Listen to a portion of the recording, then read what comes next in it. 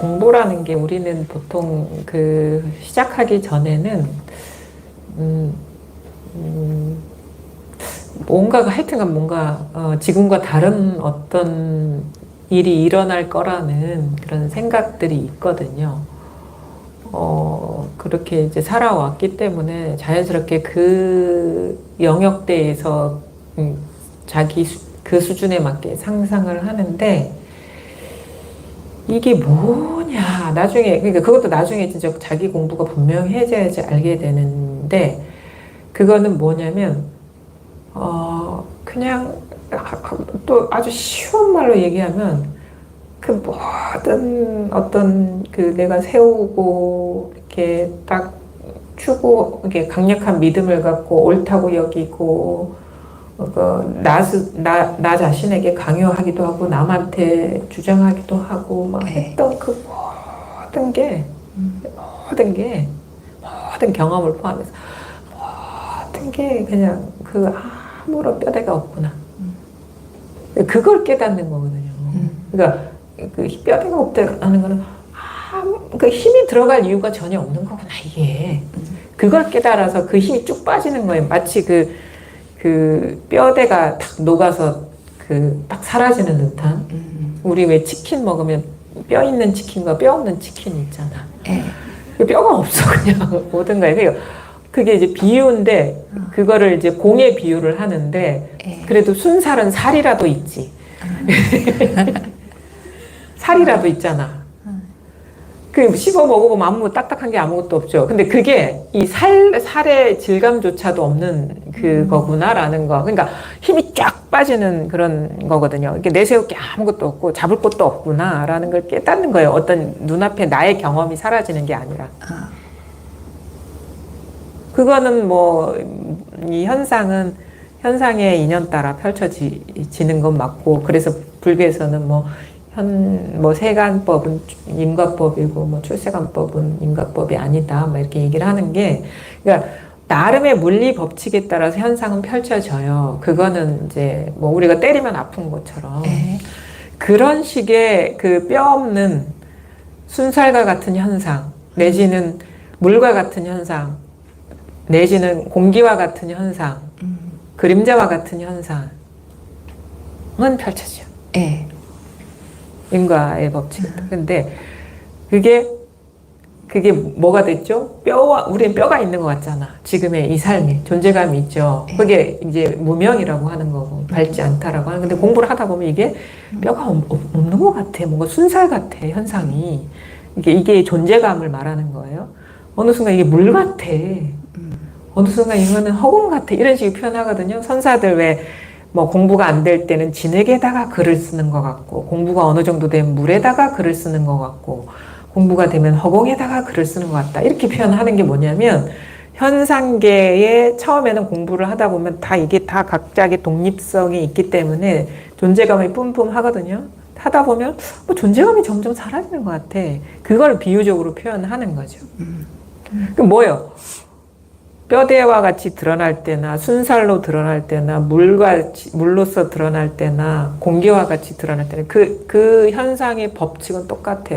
그러니까 내가 뭐 열심히 공부하면 성적이 좋게 나오고 열심히 돈을 벌면 부자가 되고 이런 거는 같은데 법칙은 무너지지 않는데 그게 점점 그런 것들이 그냥 어떤 공이구나라는 걸 깨달아가는 거예요. 그게 우리가 근데 뭔가 이거야 저거야 하는 거는 뼈대가 있어. 힘이 들어가 있는 거예요. 자기의 힘이 주장할 만한 진실이 자기만의 진실이 있는 거예요. 근데 그게 없는 거예요. 이제 그게 쭉 힘쓰는 게 사라져야 된다. 근데 잘못 공부하면 공부를 힘쓰면서 해요. 뼈대가 강하다. 그게 각이 있다라고 느껴지는 거예요. 그러니까 그럼 뭐야? 당장 각이 없으면 되겠죠.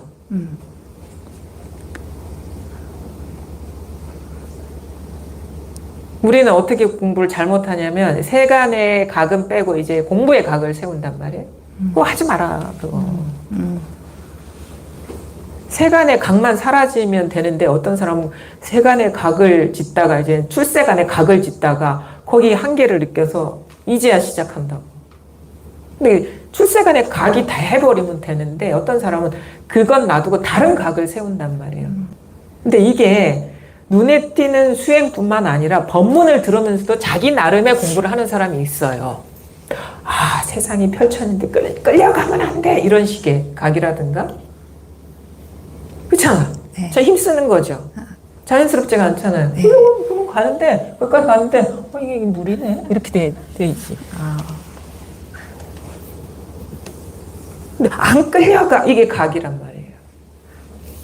아까 운전하면서 계속 이제 내려오는데 이제 막 생각이 미친 듯이 막 미친 원숭이처럼 정말 막 계속 따라오는 거예요. 불편했죠. 너무너무 불편해요. 그게 왜 그런지 아세요? 각을 세우기 때문에. 생각이 일어나면 안 돼.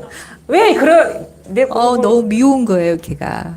왜 미워하기까지 하냔 말이에요. 그게 죄도 없는데. 혼자 진짜 저 드라마 찍고 앉아 있는 거지.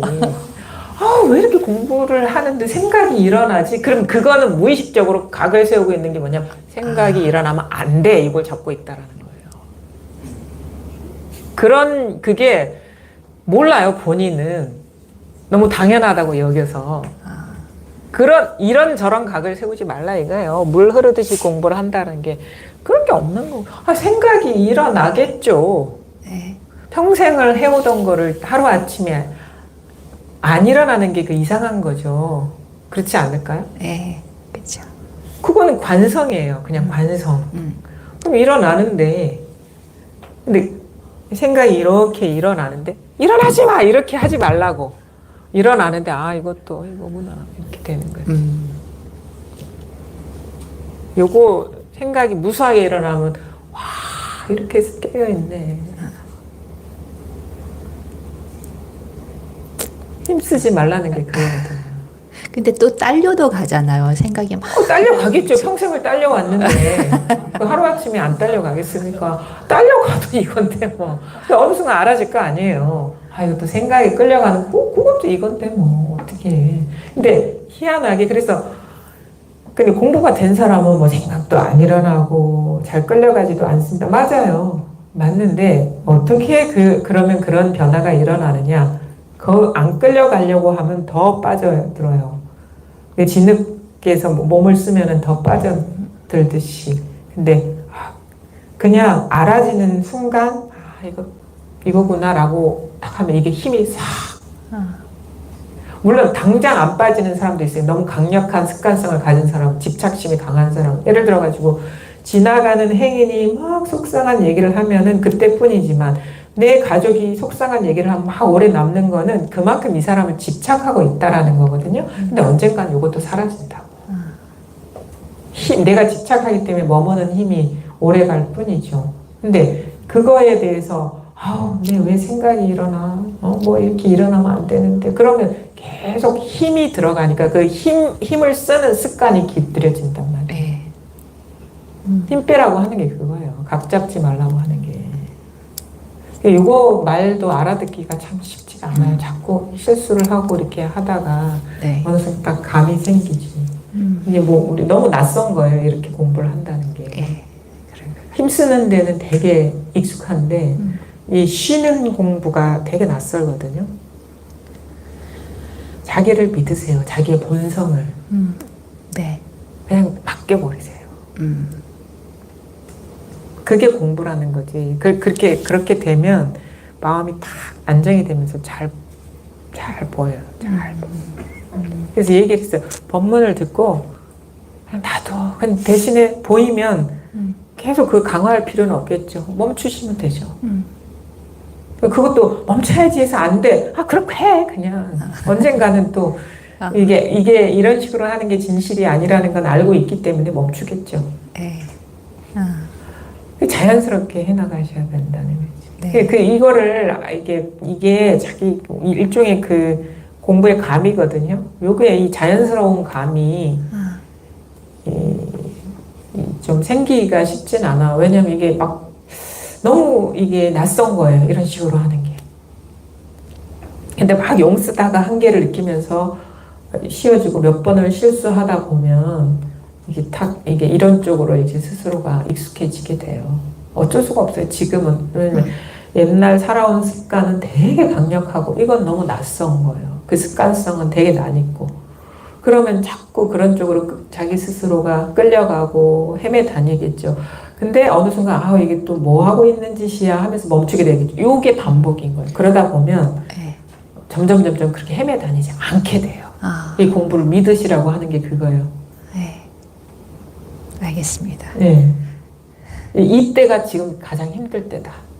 공부, 이 고비 넘어가는 게. 왜냐면 옛날의 습관은 강하고 이건 너무 약하니까 네. 제일 힘든 때죠, 지금이. 그 고비를 계속 그럼에도 불구하고 이쪽으로 계속 익숙해지는 쪽으로 와야 되죠. 예. 그렇게 하겠습니다. 감사합니다.